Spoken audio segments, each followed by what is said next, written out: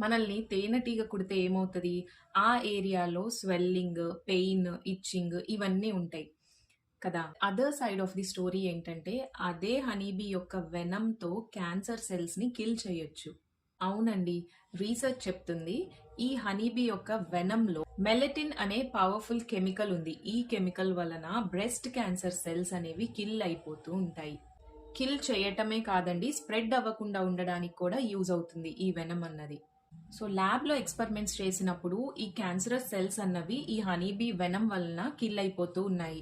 And animals మీద కూడా test చేశారు. యానిమల్స్ మీద కూడా సేమ్ రిజల్ట్ అన్నది కనపడింది. అంటే ట్యూమర్ సైజ్ అన్నది తగ్గింది.